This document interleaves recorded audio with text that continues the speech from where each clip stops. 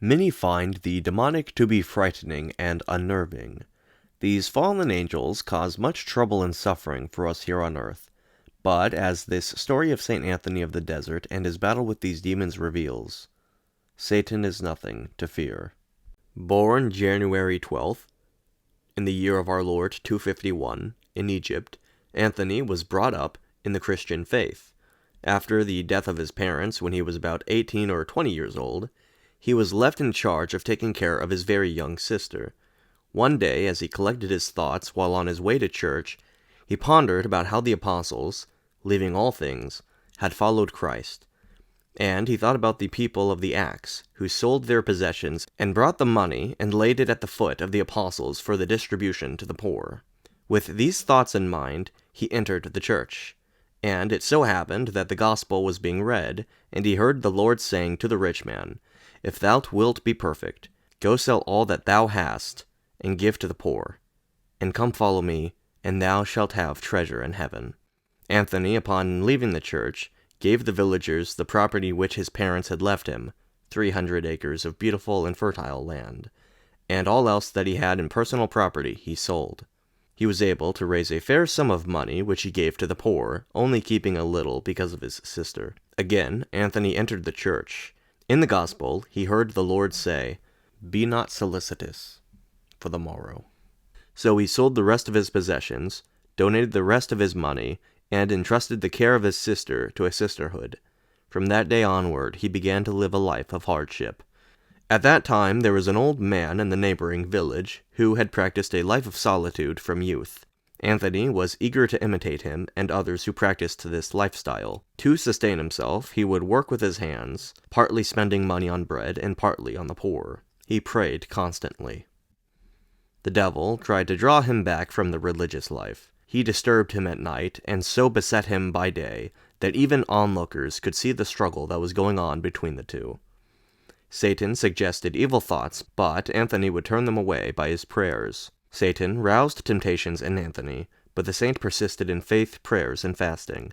One night, Satan masqueraded as a woman in an attempt to deceive him, but Anthony kept in mind Christ the King, and of the nobility we have through him, and of the dignity of the soul.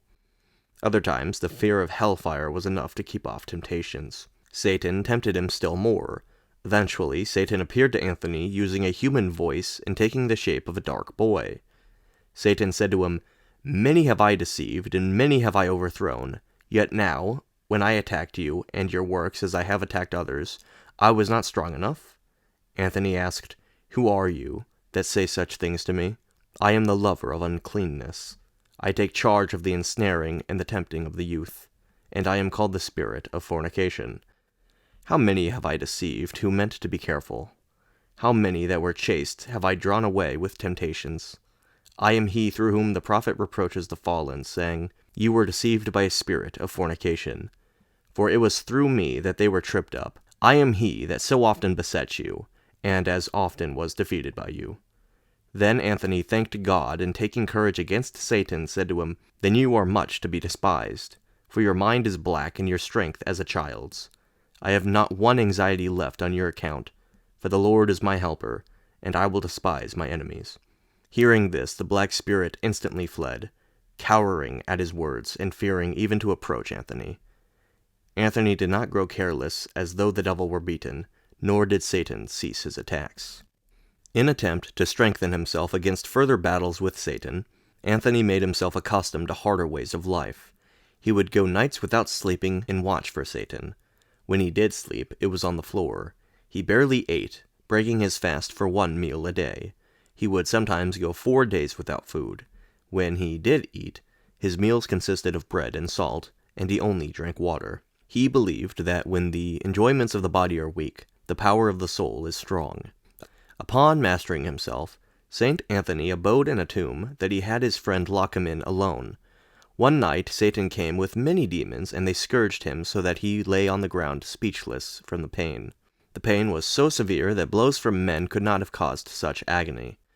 The next day his friend had come to bring him bread, and after opening the door, he found Anthony on the ground, supposing him dead.